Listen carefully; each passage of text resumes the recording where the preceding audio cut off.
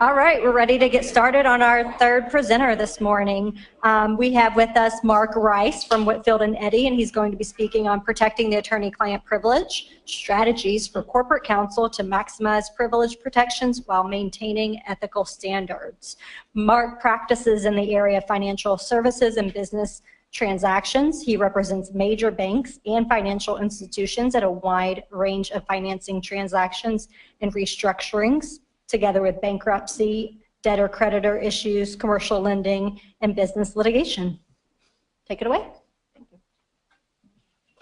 I appreciate the opportunity to speak with you all. And after I listened to the group from Principal, one of the things that really dawned on me as lawyers in 2017 is that we have gone from back in the day when Skip and I first started practicing law, we would be the people would actually call us up and ask us what the Iowa Code provided on a particular section. And so we were kind of like the only source of information. And when I listened to the attorneys from Principal, I thought, we've really changed from being just the source of the law to really becoming sifters of information and how to gather and protect information. And I think that becomes a tougher and tougher job. And what I'm going to hope to do today is to try to give you a little insight from my personal experience, both my successes and some of my failures, as well as what I'm seeing from trends out there with other providers. I would begin with this. I think that attorneys that primarily do corporate work have a whole different mindset when dealing with the clients and dealing with the law than our attorneys that do the trial work, the trial litigators, so to speak. I look at corporate attorneys, and whether you're in-house or you're outside, as fundamentally trying to put a deal together and to protect your client's interests, and fundamentally deciding what hill you're going to die on and what one you're going to let go. And most importantly, and probably the scariest thing, as you're drafting, which I do a fair amount of, drafting agreements or negotiating documents, whether you're covering all of the holes.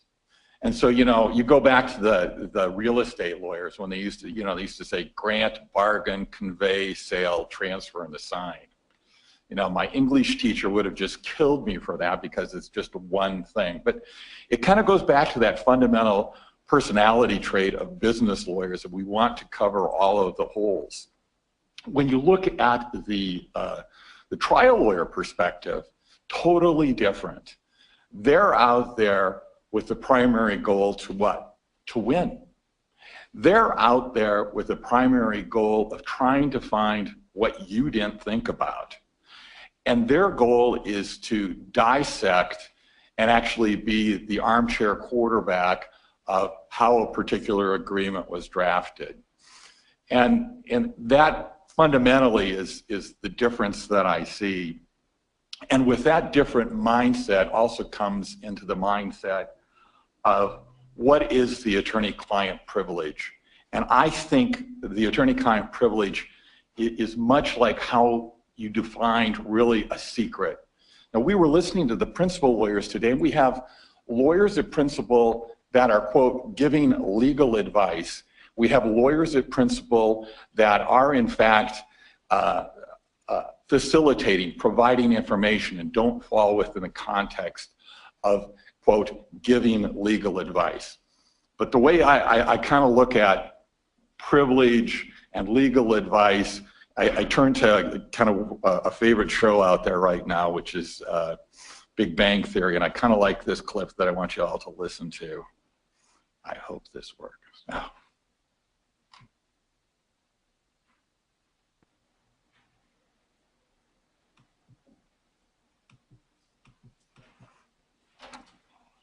Look, this is between you and me. You cannot tell Leonard any of this.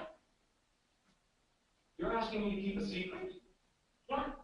Well, I'm sorry, but you would have had to express that desire before revealing the secret so that I can choose whether or not I want to accept the covenant of secret keeping. You can't impose a secret on an ex post facto basis.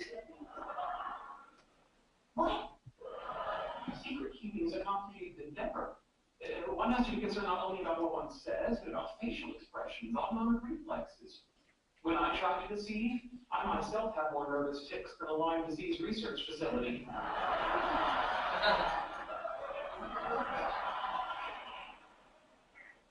It's a joke.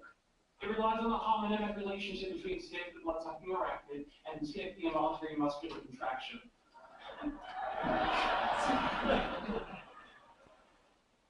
So, Sheldon was able to define really what a secret was, and for what we as attorneys, we always go and we look at the rules of professional conduct. And one of the things that I look at when I look at those rules is that I don't really feel like there is a direct answer to the issues that we face as attorneys. One of the things that the rules are very clear on is what we call, who is your client? The organization really is your client. And ironically, you think, well, gosh, that's something that Professor Fasson taught me in 1982 at Creighton about, who is your client, the organization. I mean, that seems to be pretty basic. But I often wonder if your clients really understand that. And I will tell you an example that I had about a year ago. I was representing an individual who had just sold his business and had a lot of money and decided to become what we all now hear quite frequently, an angel investor in a number of little startups that are happening up in Iowa State. And he reached out and he contacted me and he said, hey, listen, I'm interested in investing in this company. I've got $200,000 that's just burning a hole in my pocket. And I want you to take a look at their bylaws. I want you to look at their shareholders agreement and give me advice on what you think. And I said, fine, I'm happy to do that for you. So he sends all of that information over to me. And I explain everything. And then he wants me to go to the next step, which is, can you provide some recommended language that you would like me to argue and assert should be in that agreement? And I said, yeah, fine. So we go ahead and we put together a red line of the shareholder agreement, make some comments on the bylaws, and we put that all together for him. Ultimately, the language he proposed has been adopted by the corporation. He makes his investment into the corporation and he becomes not only a shareholder, but he gets onto the board. And then the next question about 2 months later is, hey, you did such a good job for me representing me when I was negotiating this purchase. I want you to represent the company. And, in every lawyer's, life, you think, wow, this is just really a home run. Now I can represent this company and they're going to be doing all these things. This is going to be great. My partners are going to love me. We're going to have all this work. But I explained to him, I said, if I'm going to be representing the company now, you understand that if there is going to be a dispute later on between you and the other shareholders, that I can't represent you anymore because I'm going to be company attorney. And upon receiving that letter from me, he calls me up and says, I don't want to give you up as the attorney. So I bring that up, and it's not something for all of you that are in-house, but for those of you that are outside counsel, it's one of those questions that you always really have to remember that a lot of times our clients don't really understand that there is that organizational difference between the organization and the client. I'll give you my second story with regard, and one of the things from an ethics perspective that always makes you nervous is that when you are representing a company, and especially when you're representing those closely held companies, which is a large part of my work, I call them the mid-market companies. I mean, they're not the hair salon, but they're not the we're making a public offering. We have $10 to $15 million in revenue. We're fairly closely held. But inevitably, when you're representing companies such as those small companies like that, you have the individuals that approach you and want you to do individual work for them. If it's everything from, trust me, it's been, setting up the LLC because I'm buying a boat in Florida, to I want to get the lake home in Wisconsin, to, oh, I want to do this side venture that's separate and apart from the company. The issue and the concern that I have in those particular situations, then as it rolls down 2 to 3 years later on, when you may be doing individual work, and then all of a sudden there's a shareholder dispute. And in my experience, maybe ethically you can thread the needle, but why? And I've had that experience recently, and I just walk away from the whole dispute, because from a professional standpoint, from an ethical standpoint, from a I need to sleep at night, when you have situations on closely held companies where you have represented them individually, be it on a totally unrelated matter with the corporation, and you've also represented the corporation, and if there have been several family members within the corporation that have various interests, various shares that they hold, whether they're minority, majority, I think it is best to just step away from a subsequent shareholder dispute with the corporation. I know others feel differently, but my experience is to look at that from a standpoint of, if you can't keep the organization as a client and deliver that message, then the best thing to do is just to step away from it. But so organizations as a client, stepping back, I think that's one of the things that the rule is very clear on. The next slide is just the rule that talks a little bit more about the importance when you're visiting and representing the corporation. We heard a little bit about, and we'll talk about that a little bit more, on the Upjohn warnings, but this usually comes into play when you're representing the organization and you've got an employee that you are interviewing with regard to corporate action, and all of a sudden you're finding out that this corporation is at risk because of what this employee has said or done. Your obligation is always to the corporation. And that's really what Rule 32.113 talks about, is let's just keep in mind that the organization is the client. You have to go up the chain when you're working with the corporation. If you are getting people that are exposing your client, always remember that's where your loyalty lies. And then also with regard to the dual representation issue, and we can talk about that a little bit later. The next slide really talks about attorney-client privilege. And again, I go back to Professor Fasson all those years ago that talked about attorney-client privilege. And it wasn't just something simple when you were in law school and you'd listen and you'd say, well, gee, how bad can that be? I mean, if it's something that somebody tells you, it's going to be privileged.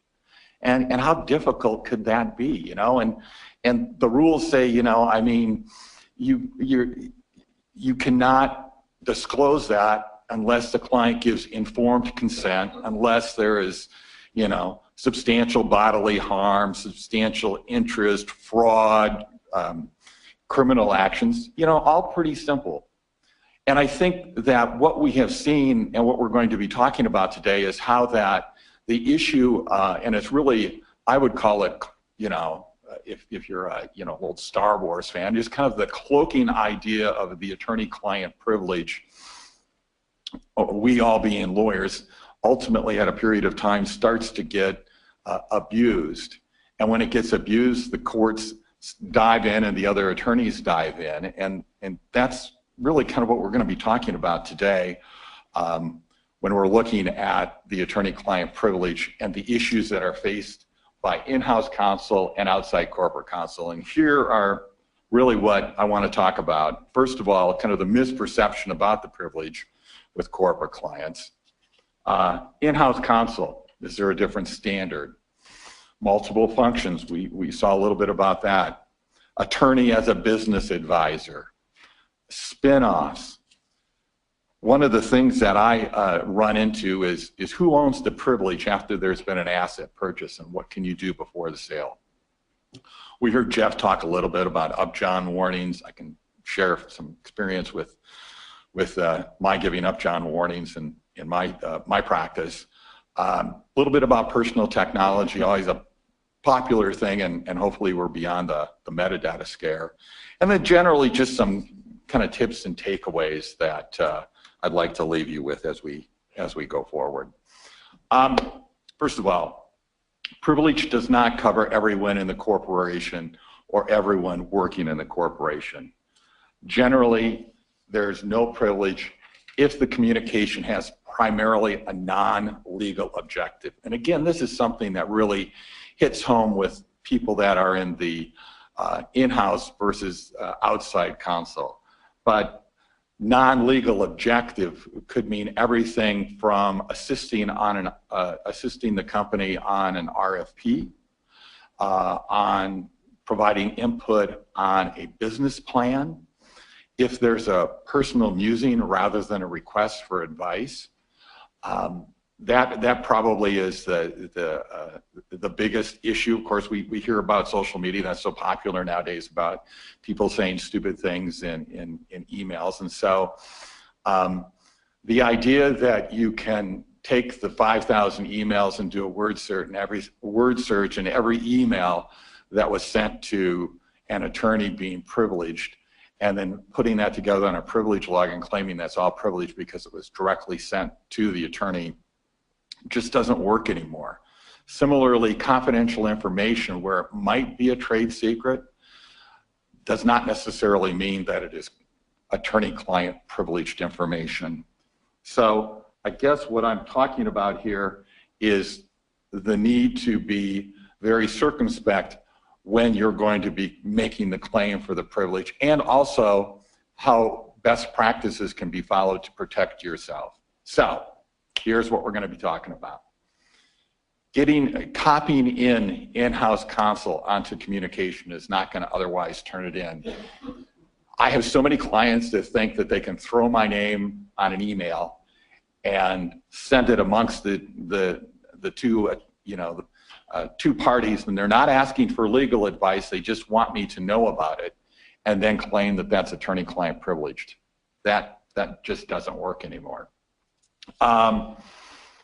Similarly, in-house counsel cannot create privileged material simply by providing outside counsel with otherwise non-privileged communication. So merely sending it to you, if it's not asked for legal advice, and if it doesn't fall within the work product category, does not necessarily make it privileged communication.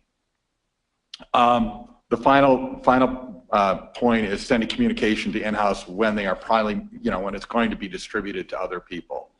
So if you have somebody that sends it to you and it's not directly seeking legal advice, but they just want you to be aware of it, and it's later going to be distributed to others, that does not create privileged communication with an attorney. So look for the issue really comes down to, especially for in-house, kind of the role that you're going to play and the idea behind the email. And that kind of leads to my next comment. Is there a different standard with in-house counsel? Now, the courts make it pretty clear there shouldn't really be a distinction between in-house counsel and outside counsel, but the distinction really gets down to the role in-house counsel is asked to play. So if you've got somebody that, if you are in-house counsel and you're also secretary of the company, and you sit in a meeting, does that make it privileged? I don't think it does. I don't think that the courts are going to find that makes it a privileged communication. If you're gathering information that is going to be submitted to a regulatory agency, be it EOC, be it an environmental issue, does that necessarily make it privileged? Again, I don't think so.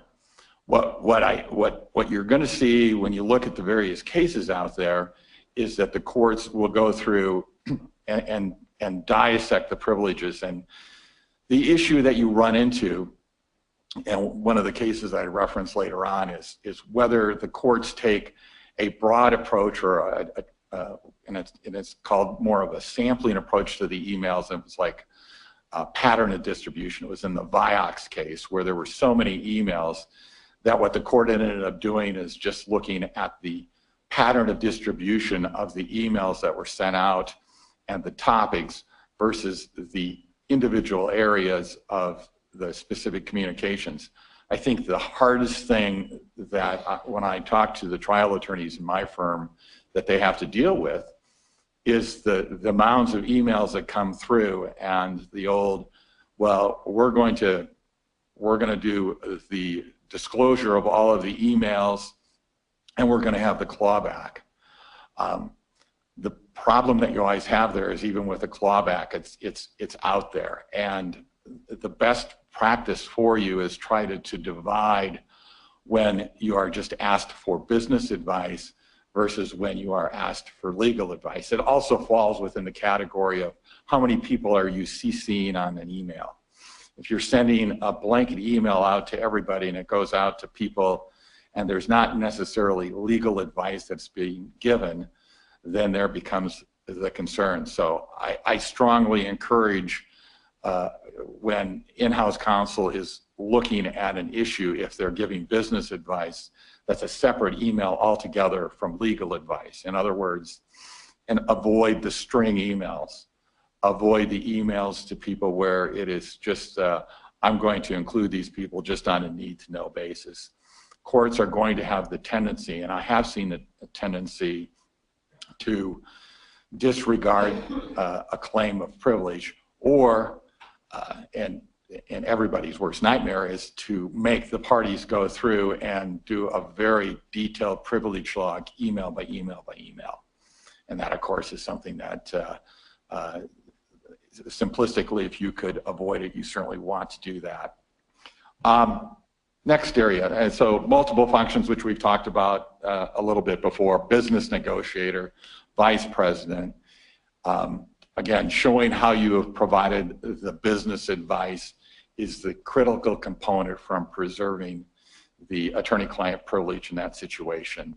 And again, separating out the emails.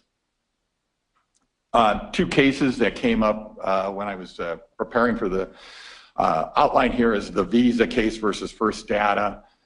This was a situation where third parties were preparing some marketing materials. The attorneys gave some input on the draft materials. The court found that those documents were initially created not by attorneys but by consultants. The analysis would have been undertaken anyway, and merely claiming because that information was shared with an attorney, it did not all of a sudden become privileged communication that could not be disclosed to other peoples. The Rite Aid case is similar as far as broad claims of privilege, and that was a restructuring process where counsel was involved in looking at different business proposals, not so much from a legal perspective, but from a business perspective. And the court found that that type of document was not privileged.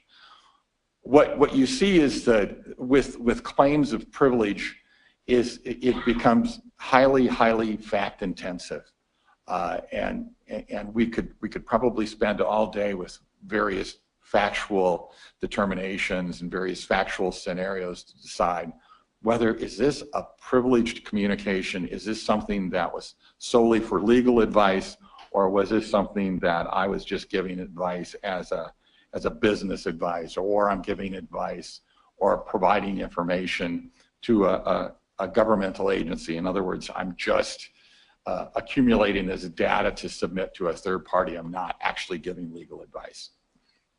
So next area probably is something more along the lines of it for in-house counsel, and that deals with spin-offs. When you're representing the holding company, the mother corporation, and there is a subsidiary that is going to be sold. What happens to the privilege between the parent corporation and the subsidiary that's being sold? In the particular situation, there is the risk that you have that as in-house counsel, you have so much information with regard to the subsidiary that if there was ever a subsequent lawsuit between the subsidiary that is now owned by a third party and the parent corporation, you may run into conflict of interest issues in those particular situations if there in fact is going to be a sale of a subsidiary. The better advice seems to be that when the subsidiary is going to be sold off, the moment that you become engaged in making the decision to sell that subsidiary, that you engage separate counsel to at least build a wall with regard to attorney-client privileged issues that may somehow preclude you later on from participating in any dispute between the parent and the subsidiary once the subsidiary would be owned by a third party. Asset purchase sales, that's always a unique situation. There's not really a rule in Iowa, but those of you that are engaged in asset purchase sales know what the drill is. I mean, initially what you do is you, whether you are selling or if you're buying, the initial thing you do is you make a due diligence inquiry, and everybody's due diligence inquiry always asks about pending litigation, prior litigation. If you're engaged in pending litigation, your buyer's going to want to know about that pending litigation, what the strategy is, what actions the company has taken. They want to be able to assess the risk. And the question becomes, if you've got somebody that is purchasing it, what happens when you have to make that disclosure? In New York, at least, they basically say that if the buyer acquires the privilege as to the pre-closing issues pertaining to post-closing operations, in other words, the privilege seems to continue to flow into the buyer. Illinois says that the buyer acquires the privilege as a whole, including assets or liabilities not included. And so, in other words, the Illinois case that discussed the issue, if the seller retains the obligation to defend the lawsuit, the buyer still has the right to claim the privilege to the extent that the buyer may be engaged in the litigation insofar as successor liability may be involved. I think the practice here and the idea is to clearly identify if you are representing a seller and you know that there is pending litigation, to get a clear understanding up front with regard to the confidentiality before that disclosure is made, so you understand who has the privilege, if that litigation is going to be one of, quote, the liabilities that's going to be assumed.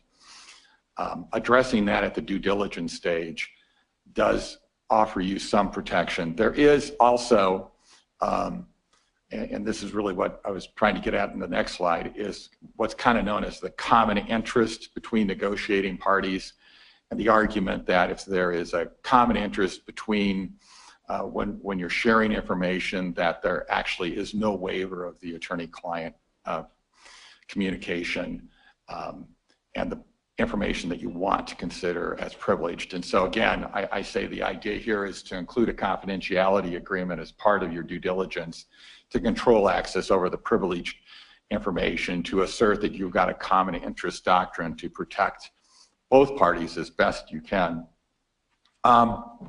Next area, Upjohn warnings. We heard a little bit about that before, and I don't want to belabor the point. I think Jeff did a really good job of talking about it. I think that the big thing with the Upjohn warnings is just to make sure that they're made. They're often known as kind of the corporate Miranda warning, and here are the elements that people look at.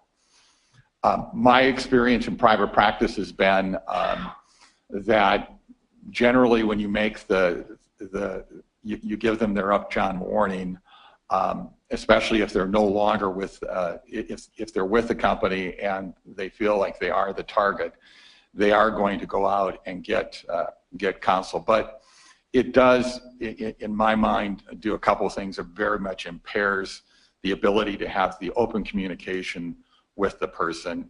The Upjohn case was, I can say it's an old case now, because the rule is if it's before you graduated from law school, it's an old case. If it's after you graduated from law school, it's a recent case. But Upjohn was kind of a weird case because Upjohn was getting sued by the government over issues with regard to how funds were being allocated. And back in 1981, the general rule was it was looking at the control function. And so they looked at corporate privilege as, well, okay, was this when you were dealing with the president of the corporation or the primary parties that were involved, certainly there was, you know, the privilege is there. But if you're going out, and what they did in Upjohn is the attorneys had put together questionnaires for various employees to learn about, you know, the issues that the IRS was attempting to raise with regard to income shifting. And they sent out these questionnaires to all the employees, and obviously it took Judge Rehnquist to make the call and say, listen, you know, we're going to look at the subject matter, and we're going to expand it. And from that ruling, really expanded the breadth of the attorney-client privilege from just basically the basic control group to really what we call the subject matter test. And then we went into the next level of what is the disclosure that you have to make to the employees. But, you know, kind of the way I look at it, when you make that disclosure, you know, this is how your client's going to feel. I mean, they know that they've gotten it, and they're not going to be too happy with giving you too much information. My experience has been they're going to want to come back with their lawyer, which is fine. I think that protects all parties that are involved. Personal technology and kind of really beyond the metadata scare. I hope, and maybe I'm just wrongly assuming that people that several years ago, and I actually was the beneficiary of bad metadata. I was involved representing a regional bank, and we had a customer that claimed that a letter had been sent to the bank notifying the bank of certain facts to the detriment of the bank. And the customer sent us an email of the letter, and it happened to be in Word format. And of course, we went back and looked at the metadata, and sure enough, it was created a week before. So everybody, I would hope, and that was about 4 or 5 years ago, now it goes through and either creates a PDF out of it or hits the button to wash the document. But I think the issue that we're seeing more often than not, and it's a topic every time you go to a seminar, is social networking, cloud computing, and mobile devices, and what that does to the privilege. You know, everything, odd things happen with social networking. One of my family law attorneys in my firm shared with me a story where she was having the opposing party was chatting with their attorney on Facebook about how the trial was going and what she, my partner, was doing at the trial. You know, I think we hopefully representing businesses, we have a little bit more sophistication with our clients than not. The cloud computing issue really kind of reminds me of the whole issue with regard to what's your intent with regard to the relinquishment of the information. I really thought, and somebody told me this several years ago with regard to the whole concept of cloud computing, is really like, and I'm somewhat a student of history of what the utility companies did at the turn of the 20th century. Before there were utility lines, everybody was dependent upon having their own source of power, whether it be a generator or gas or whatever. They relied solely on themselves, and certainly that's what we were all doing 15, 20 years ago, because, you know, we didn't have to worry about where we were going to store the data. It was just going to be on our computer. Then, of course, Dell and HP and Oracle and all the other companies realized that there's a better source of income when you have people send you a monthly check versus when you just sell one server. And so the whole idea of cloud computing has now just become like a utility. They're providing a service, and we treat them like they are a utility. I haven't seen, and I was not able to really find any case law where there is an issue with regard to a privilege being lost because of a breach of a large debt like a Dropbox or something. I mean, certainly we all know the Equifax issues, but in all of the Equifax, the Yahoo Mail, the others, you haven't really seen the issue with regard to attorney-client privileged information being disclosed out there. And I think it kind of goes back to the intentional relinquishment. I mean, the number of authentications that you have to go through clearly shows an intent that even if you're going to have it on a third-party server, you're not intending that that would be something that you would ever be waiving privilege on. However, it's an evolving area again. Again, the issue with the mobile devices is a concern, and I would hope that most of you that are in-house have very nice corporate policies with regard to the utilization of smartphones. My concern personally, and what I see, is that I have clients that companies that are commuting, especially in the banking world, that will communicate with their customers via text mail or text messages. And I'm always really concerned about that with regard to preserving the text messages, because you get into the issue with regard to spoliation of evidence. And you know, when somebody, if I just use a classic example, if with one of my bank clients, if I'm working on a restructure and the banker has communications with the individual customer and they're sharing this information through text messaging, and then the text messages get deleted, but the customer may have those. I've been down that road. That's always very embarrassing when all of a sudden your client's telling you that nothing happened, and then you have the opposing party send you about 4 or 5 different text messages where things were said that were totally new to you. So I guess at the end of the day, the issue here is to there's a concept now, I'm sure you've heard of it, of geofencing, you know, where corporations are geofencing their websites. So for example, if somebody has a healthcare, you know, is a healthcare company and they go to a consulting firm, the consulting firm automatically sees that this is from a healthcare provider. That flips up a totally different website than if it's an educational institution that would be hitting the website. They would develop their website a little bit differently for that. Or, you know, people in a particular area trying to find out what's happening. It's a new concept anyway. I just referenced the idea of geofencing as a similar concept to how you manage your IT and the mobile devices and the social networking. I think people are doing a better job of it. I don't see too much of it, but again, Facebook does seem to be a big area for people to get information out of. But for the experience that my family law lawyer had, I haven't seen too many people run into the social networking just from a practical standpoint. So that's kind of my talk on social media. So tips and takeaways here, kind of where we are and what are we doing here. And again, this kind of talks about sifting through information versus providing information and providing legal advice. I think it's important when you're communicating with clients to make sure that it's attorney-client communication, reference that as for purposes of legal advice, you know, identify that as confidential, privileged attorney communication. I reference down here, do not disseminate. Now, I hope none of you have had this happen to you, but you know, sometimes when you're communicating with your client and they feel like you really made a damn good argument, and it's so good that they're going to send it to the customer to say, listen, this is what my attorney told me about what you're arguing about. And what do? So you have the conversation. Sometimes with those people you don't know, and is it better to say do not disseminate? I think this kind of goes to the sophistication level of your client, but that was my war story. I felt I gave good advice. I don't know if it really made any difference as we ultimately got the matter resolved, but it certainly falls within that category of, well, that was embarrassing.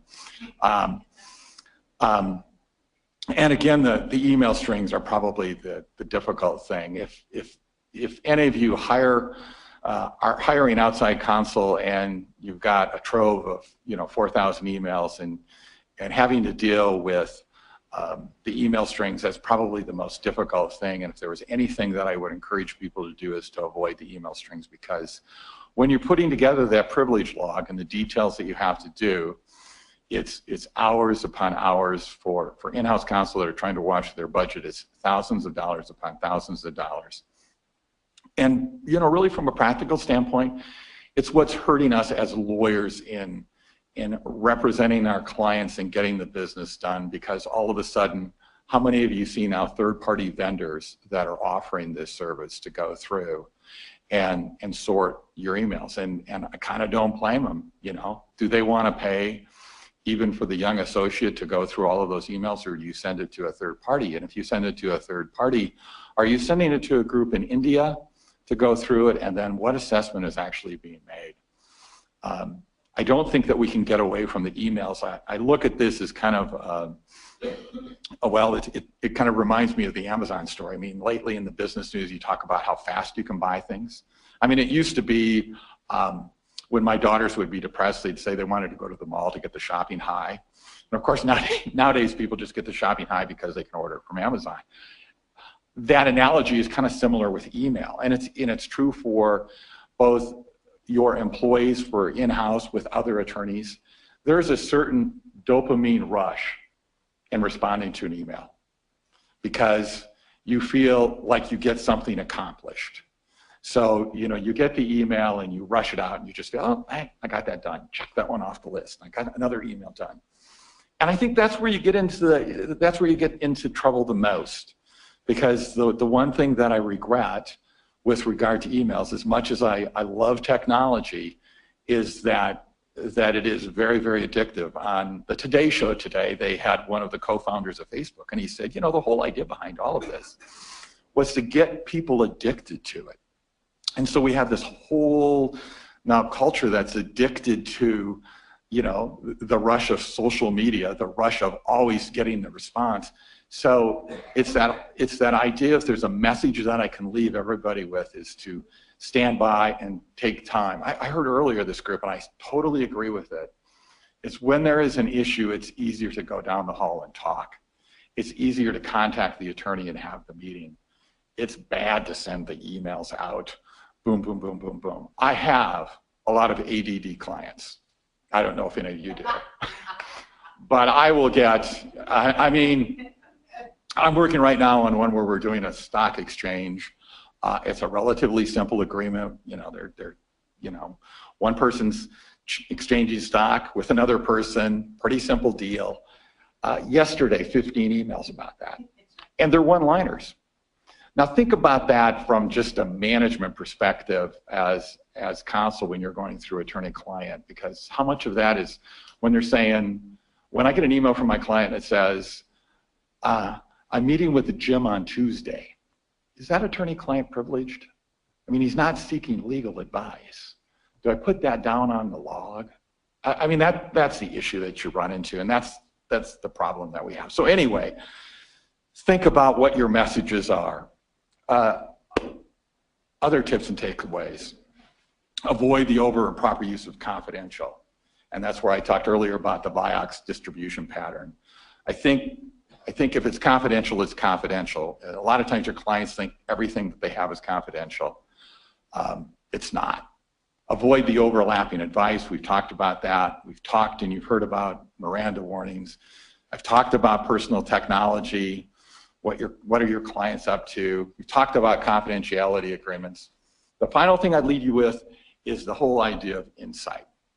There's a new book out that I just got done reading. It's by Tasha Eurich. It's called Insight. It's an interesting book because she did an interview of a number of college students, and she said, how many of you think you're above average? And about 80% of that class thought they were above average. And the whole idea behind the insight was the fact that people don't listen. And I think as attorneys, our big job is to listen and to understand, you know, what is the issue that is facing our client, because our clients are not generally insightful people. You know, they are not involved and they are not sitting back and looking at it from the third party perspective. That's really our job. And so I look at representing businesses as being insightful. And I go back to that really is what I do as a business attorney, is I'm there to protect, to bring value to them, and to get the deal done for them with the least amount of static and issues, and letting us sleep at night in case the trial lawyers come. And then I just kind of leave you with this. If we do that, that's what you're going to be able to say. That's how great a lawyer I am. Thank you so much. I certainly appreciate your time today. It looks like we're about ready for lunch. I don't know if anybody's had any experiences or questions for me.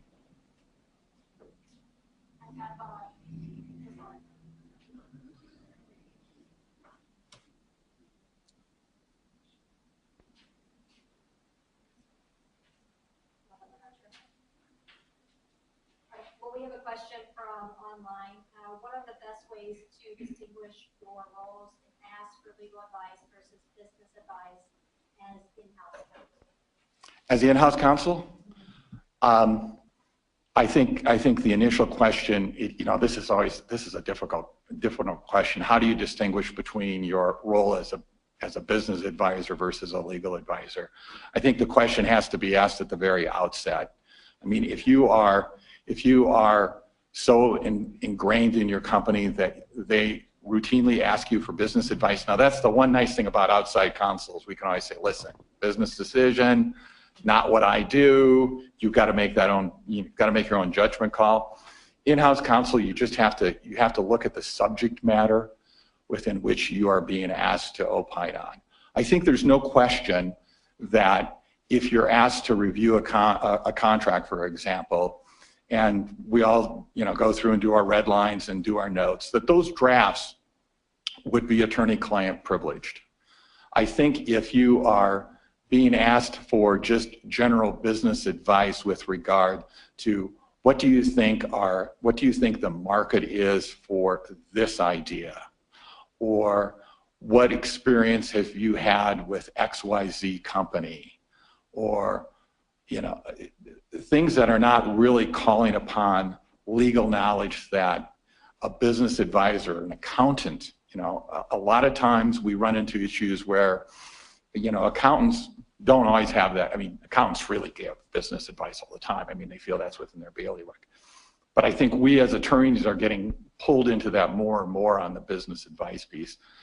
It's really hard for me to answer that other than to say you have to identify, and when you've been asked to perform a task, you have to ask your vice president, what is it that you're seeking from me? Are you seeking an opinion from me on the impact of Iowa Code 654.15, or do you just want my general thoughts on whether Bob is a good employee or a bad employee?